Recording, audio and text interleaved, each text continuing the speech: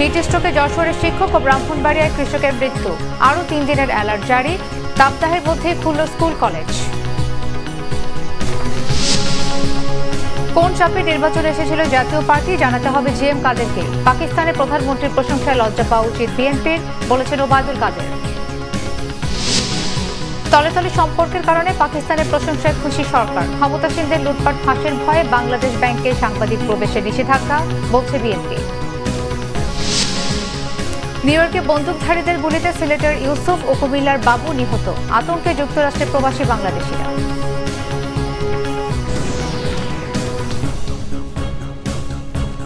দেখছিলেন বিআরবি কেবল সংবাদ শিরোনাম, এবারে বিস্তারিত। গরমের তীব্রতা না কমায় রবিবার সকাল থেকে ষষ্ঠ দফায় আবারও 72 ঘন্টার হিট অ্যালার্ট জারি করেছে আবহাওয়া অধিদপ্তর। এদিকে হিট স্ট্রোকে যশোরে একটি স্কুলের সহকারী শিক্ষক ও ব্রাহ্মণবাড়িয়ায় এক কৃষকের মৃত্যু হয়েছে। চলতি মাসে টানা 26 দিনের মতো বইছে তাপপ্রবাহ। ইতিমধ্যেই যা ভেঙেছে 76 বছরের রেকর্ড। প্রায় 4 সপ্তাহের টানা তাপপ্রবাহে অতিষ্ঠ সব শ্রেণী পেশার মানুষ। এর মধ্যে বেশি ভোগান্তিতে নিম্ন আয়ের ও শ্রমজীবী মানুষরা। জীবন ও জীবিকার তাগিদে বাধ্য হয়ে ঘর থেকে বের হচ্ছেন তারা। রবিবার থেকে শিক্ষা প্রতিষ্ঠান খোলার কারণে বিপাকে পড়েছেন শিক্ষার্থীরাও। চলমান তাপপ্রবাহ আরও 3 থেকে 4 দিন অব্যাহত থাকবে বলে জানিয়েছে সংস্থাটি। আগামী 2 মে থেকে বৃষ্টিপাতের সম্ভাবনা থাকায় এরপর থেকে তাপমাত্রা কমার আভাস দিয়েছেন আবহাওয়াবিদ খন্দকার হাফিজুর রহমান। এখন পর্যন্ত কোনো সুখকর খবর নাই যে বৃষ্টিপাত ওইরকম বৃষ্টিপাত বা কালবৈশাখী ঝড়ে বা তাপমাত্রা কমা। তবে এ মাস পরে, অর্থাৎ আমরা যদি দেখছি যে মে মাসের 2 তারিখ থেকে তাপমাত্রাটা অনেকটা কমার সম্ভাবনা আছে। তবে তাপপ্রবাহ একেবারে চলে যাবে এরকম বলার সুযোগ নেই। তবে এটা নির্ভর করবে আসলে ওই সময়টাতে বৃষ্টিপাত কীরকম হচ্ছে এবং কোন এলাকায় বৃষ্টিপাত হচ্ছে এর উপরে নির্ভর করবে। কয়েক দফা হিট অ্যালার্টে বন্ধ রাখার পর তাপপ্রবাহের মধ্যেই খুলেছে শিক্ষা প্রতিষ্ঠান। লম্বা ছুটির পর কিছুটা অস্বস্তি নিয়ে স্কুলে এসেছে শিক্ষার্থীরা। প্রচণ্ড গরমের মাঝে স্কুল খোলায় সন্তানদের নিয়ে চিন্তিত অভিভাবকরাও। তাইমুর রশিদের রিপোর্ট। গরমের তেজের মাঝেই খুলেছে প্রাথমিক ছাড়া সব স্কুল কলেজ। একদিকে হিট অ্যালার্ট জারি, আরেকদিকে শিক্ষা কার্যক্রম শুরু। এই গরমে যেখানে বাসায় টেকাই মুশকিল, সেখানে রোদের প্রখরতা মাথায় নিয়েই হাজির হতে হয়েছে শিক্ষা প্রতিষ্ঠানে। ঈদ আর নববর্ষের কারণে অনেকদিন পর স্কুলে আসতে পেরে খুশি হলেও গরমের কারণে আছে অস্বস্তি। ঈদের পরে আজকেই প্রথম স্কুল খুললো। অনেকদিন পরে স্কুলে এসেছে আজকে। রমজানের ছুটির পরই হচ্ছে যে আবার ওই 1 সপ্তাহ বন্ধটা দিল, আজকেই প্রথম ক্লাস করতেছি।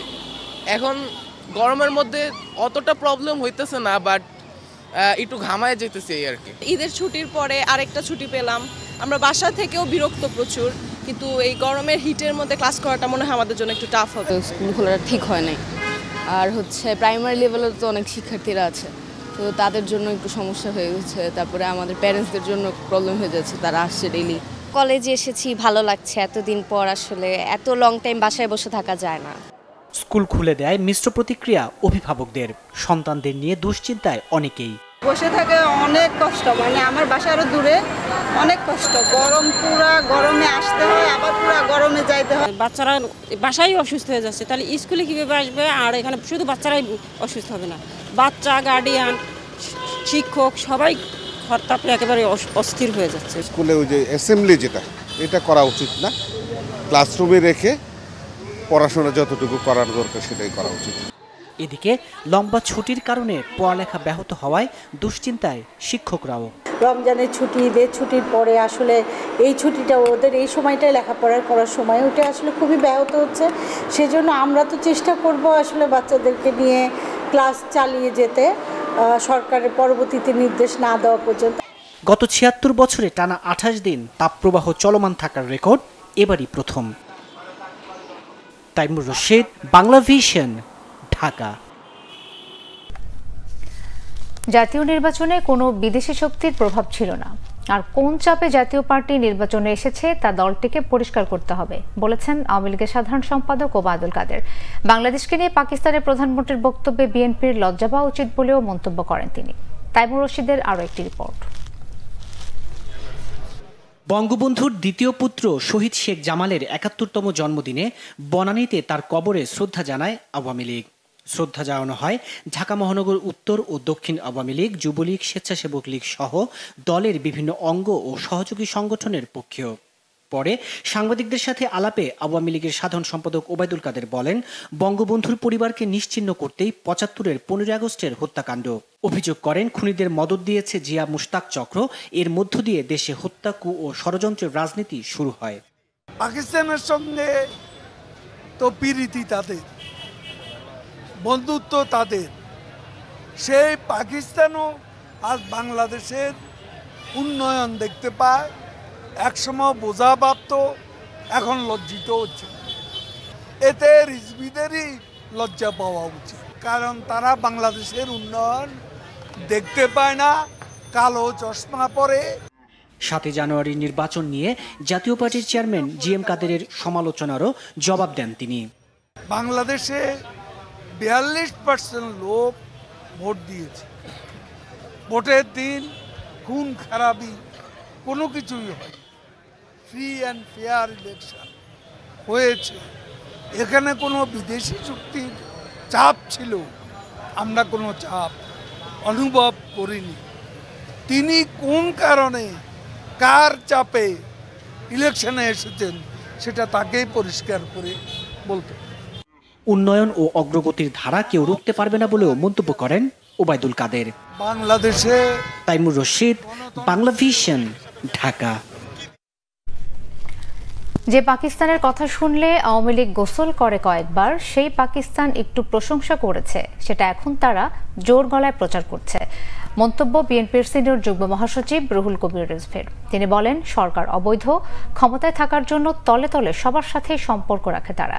বিএনপি চেয়ারপারসন বেগম খালেদা জিয়া, যুগ্ম মহাসচিব হাবিবুন নবী খান সোহেল ও স্বেচ্ছাসেবক দলের সাবেক সাধারণ সম্পাদক আব্দুল কাদির ভূঁইয়া জুয়েল সহ কারাবন্দী নেতাকর্মীদের মুক্তির দাবিতে সাবেক ছাত্রদল ও স্বেচ্ছাসেবক দলের নেতৃবৃন্দের উদ্যোগে নয়াপল্টনের কেন্দ্রীয় কার্যালয় থেকে মিছিল বের করে নেতাকর্মীরা।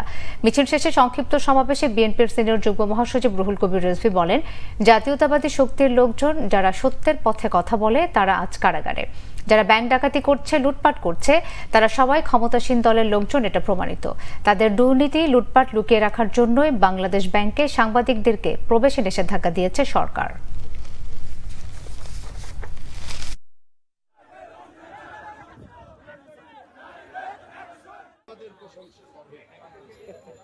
আপনারা পাকিস্তানের কথা শুনলে গোসল করেন কয়েকবার, আজকে শুধু আর বাংলাদেশের একটু সামান্য একটু প্রশংসা করেছে, সেইটা জোর গলায় বলছে। আর বলে বিএনপির সাথে নাকি পিরিত। বিএনপি সত্যের পথে যা বলে স্পষ্টভাবে বলে, আর ওরা বলে তলে তলে। ওবায়দুল কাদের সাহেব, আওয়ামী লীগ তলে তলে পিরিত সবার সাথে করে রাখেন, কারণ ওরা অবৈধ, ওরা সত্য কথা বলতে পারে না, ওদের কোনো আদর্শ নেই। পার্সোনাল ডেটা সিকিউরিটি বা ব্যক্তিগত উপাত্ত সুরক্ষা আইনের মাধ্যমে আরেকটি নিয়ন্ত্রণমূলক আইনের আশঙ্কা করছে ট্রান্সপারেন্সি ইন্টারন্যাশনাল বাংলাদেশ, টিআইবি।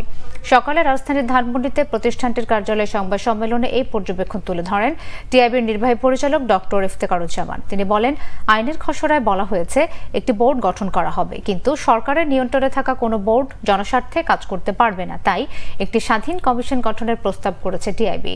কোন কোন তথ্য ব্যক্তিগত উপাত্তের আওতাভুক্ত সে বিষয়ে সঠিক সংজ্ঞার তাগিদ দিয়ে বলা হয়, জাতীয় নিরাপত্তার বিষয়ে সুনির্দিষ্ট সংজ্ঞা দরকার। সংবাদ সম্মেলনে বলা হয়, জাতীয় নিরাপত্তার কথা বলে কারো ব্যক্তিগত তথ্যে হস্তক্ষেপ করতে হলে সেটিও আইনের মাধ্যমেই হতে হবে।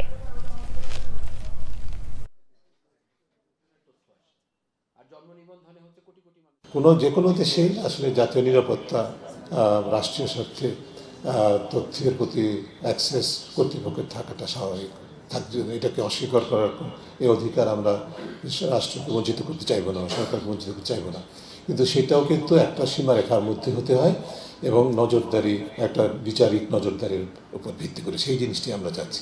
এখন এর পেছনে উদ্দেশ্য কি, সেটা তো ধরেন আমরা এটুকু বুঝতে পারি যে এর মাধ্যমে নিয়ন্ত্রণে, যেটা আমি বললাম যে সুরক্ষা নামে নিয়ন্ত্রণের দিকে চলে যায় কিনা সেটা আমাদের শঙ্কা। আমরা চাই আইনের মাধ্যমে কমিশন থাকুক এবং কমিশনের এবং আইনে সুনির্দিষ্টভাবে উল্লেখিত থাকবে, ওইটার সরকারের নিয়ন্ত্রণের বাইরে থাকবে, তখন আমরা তার উপর ভিত্তি করে বলতে পারবো যে এটা তো সরকারের নিয়ন্ত্রণের বাইরে থাকার কথা, এটা স্বাধীন হওয়ার কথা, কেন হচ্ছে না। ধর্ম মন্ত্রণালয়ের গাফিলতিতে এবছর হজযাত্রীদের জন্য এখনও বাড়ি ভাড়া শেষ করতে পারেনি বলে অভিযোগ করেছে এজেন্সিগুলোর সংগঠন হাব। সংগঠনের সভাপতি এম শাহাদাত হোসাইন তাসলিম জানিয়েছেন, আশ্বাস দিয়েও ঠিক সময় বাড়ি ভাড়া করতে যাওয়ার জন্য ভিসার ব্যবস্থা করতে পারেনি মন্ত্রণালয়। অন্যদিকে হজ অফিসের পরিচালক বললেন, সৌদি সরকারে এবছর মোনাজ্জেম ভিসা দেয়নি, তবে যাবতীয় কাজ সঠিক সময় শেষ করায় আশাবাদী হজ অফিস। মিরাজ হোসেন গাজী রিপোর্ট। এমনিতেই এবছরের হজে আশঙ্কাজনক হারে কমে গেছে আগ্রহীর সংখ্যা। ১,২৭,১৯৮ কোটার বিপরীতে দফায় দফায় সময় বাড়িয়ে মিলেছে ৮৫,০০০-এর মতো হজযাত্রী। তার উপর ভিসা ইস্যু করা নিয়ে পাল্টাপাল্টি অবস্থানে বেসরকারি হজ এজেন্সি এবং ধর্ম মন্ত্রণালয়। শেষ সময়ে ভিসা ইস্যুর এই জটিলতার জন্য এজেন্সি মালিকদের দায়ী করে বুধবার কড়া হুঁশিয়ারি দেন প্রতিমন্ত্রী। আমাদের এজেন্সির অনেকে বলে ভিসা করতে পারি নেই, মুনাজ্জাম যেতে পারতেছে না, বাড়ি ভাড়া করতে পারে, অনেক কথাই বলে। দায়িত্বহীনতার যদি কাজ করে বা কোনো কিছু করে, আমাদের সরকারি হজ আইনের বিধিমালা নীতিমালা করেছে, সেই নীতিমালা আলোকেই তাদের এগেনস্টে সেইভাবেই অ্যাকশন নেওয়া। তবে প্রতিমন্ত্রীর বক্তব্য নাকচ করে হজ এজেন্সিগুলোর সংগঠন হাব সভাপতির পাল্টা অভিযোগ, মন্ত্রণালয়ের গাফিলতিতেই এবারের হজ কার্যক্রমে জটিলতা বেড়েছে। ধর্ম মন্ত্রণালয়কে আমরা বহু আগে থেকেই বলছি যে হজযাত্রীদের বাড়ি ভাড়ার জন্য এজেন্সিগুলি সৌদি আরবে গমন করার জন্য ভিসার ব্যবস্থা করুন। 19 ফেব্রুয়ারি আমাদের ধর্ম মন্ত্রণালয় একটা চিঠি দিয়ে বলেছে সকলকে ভিসার ব্যবস্থা আমরা করছি। এপ্রিলের মাঝামাঝি পর্যন্ত আমরা দেখলাম কোনো অ্যাকশন নেই। তখন আমরা কথা বলা শুরু করলাম যে না, এই ভিসা না হলে তো বাড়ি ভাড়া করা অসম্ভব। ওই সময় মতো টাকা প্রেরণ এবং বাড়ি ভাড়া করার ভিসা না পাওয়াতে এবছর এই চ্যালেঞ্জটি তৈরি হয়েছে, যেটা ধর্ম মন্ত্রণালয়কে আমরা আগেই বলেছিলাম। এই প্রক্রিয়াগুলিও অনেক সময় আমার মনে হয় পুরাটা অনুধাবন করতেও ধর্ম মন্ত্রণালয়ের সময় লেগেছে এবং যেটা সঠিক হয়নি। কারণ হজের ক্ষেত্রে কালক্ষেপণ করা যাবে না। হজের ক্ষেত্রে এই কাজটি সময়ের কাজ সময় করতে হবে। যদিও সঠিক সময়ে ভিসা পাওয়া সহ অন্যান্য কাজ শেষ হবে বলে আশাবাদী হজ অফিসের পরিচালক। তিনি বলেন, সরকারের পক্ষ থেকে সব ধরনের প্রস্তুতি ও সহযোগিতা করা হচ্ছে। আমাদের কাউন্সিলর হজ মহোদয় তিনি ইতিমধ্যে পত্র দিয়ে আমাদেরকে অবহিত করেছেন, আমরাও তাদেরকে অবহিত করেছি। এবার সৌদি হজ মিনিস্ট্রি মোনাজ্জেম ভিসা নামের কোনো ভিসা তারা ইস্যু করবেন না। সেখানে আমরা মিশন কোটা নামের ভিসা, সেখানে সেই ভিসার বিষয়েও আমাদের গতকাল তাদের তালিকা সহ এখানে জমা দেওয়ার কথা এবং সেই অনুযায়ী আমরা প্রক্রিয়ার মধ্যে আছি। এই প্রক্রিয়ার মধ্যে হয়তো আমাদের এই ফ্লাইটের ভিসার যতগুলো ইস্যুজ আছে সবগুলো এর মধ্যে সম্পন্ন হয়ে যাবে ইনশাআল্লাহ। 2024-এর হজের ফ্লাইট শুরু হচ্ছে 9 মে থেকে। এর আগের দিন হজ যাত্রার আনুষ্ঠানিক উদ্বোধন করবেন প্রধানমন্ত্রী শেখ হাসিনা। মিরাজ হোসেন গাজী, বাংলা ভিশন, ঢাকা। যুক্তরাষ্ট্রের নিউ ইয়র্কের বাফেলোতে বন্দুকধারীদের গুলিতে 2 বাংলাদেশি নিহত হয়েছেন। স্থানীয় সময় শনিবার এই বন্দুক হামলার ঘটনা ঘটে। 100 জেনার স্ট্রিটে 2 ব্যক্তিকে গুলি করা হয়েছে এমন তথ্যের ভিত্তিতে পুলিশ 12:30টার দিকে ঘটনাস্থলে যায়। পরে পুলিশ তাদের মৃত্যুর বিষয়টি নিশ্চিত করে। নিহতরা হলেন সিলেটের ইউসুফ ও কুমিল্লার বাবু।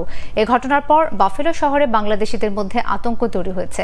এছাড়া হামলার সাথে জড়িত অপরাধীর বিষয়ে কিছুই জানায়নি পুলিশ। ঘটনাটি তদন্ত করছে তারা।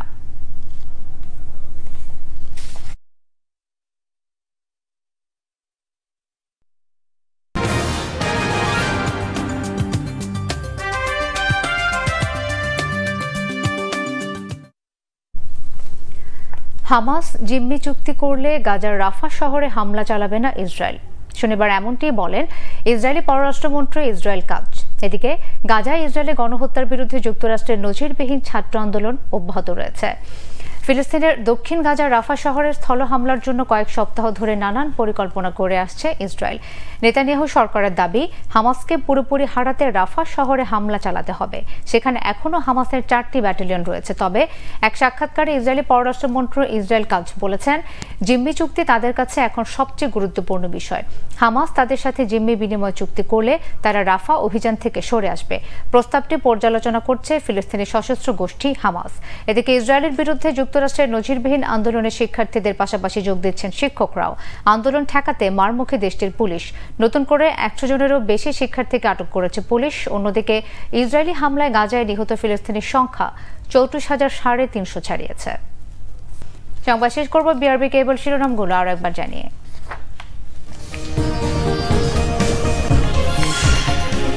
হিট স্ট্রোকে যশোরের শিক্ষক ও ব্রাহ্মণবাড়িয়ায় কৃষকের মৃত্যু। আরও 3 দিনের অ্যালার্ট জারি। তাপদাহের মধ্যে খুলল স্কুল কলেজ। কোন চাপে নির্বাচনে এসেছিল জাতীয় পার্টি জানাতে হবে জিএম কাদেরকে। পাকিস্তানের প্রধানমন্ত্রীর প্রশংসায় লজ্জা পাওয়া উচিত বিএনপির, বলেছেন ওবায়দুল কাদের।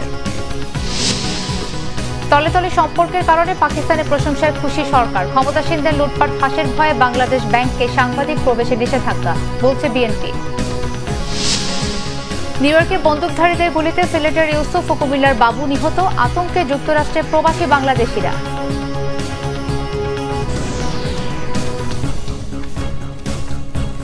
এই ছিল এখনকার মতো। পরের সংবাদ বিকেল 4টায়, এর আগে 3টায় রয়েছে নিউজ টপ 10। এছাড়াও বাংলা ভিশন সংবাদ ও সংবাদ সংশ্লিষ্ট অনুষ্ঠান দেখতে ভিজিট করুন www.bvnews24.com ও facebook.com/banglavishnewse এবং সাবস্ক্রাইব করুন youtube.com/banglavision।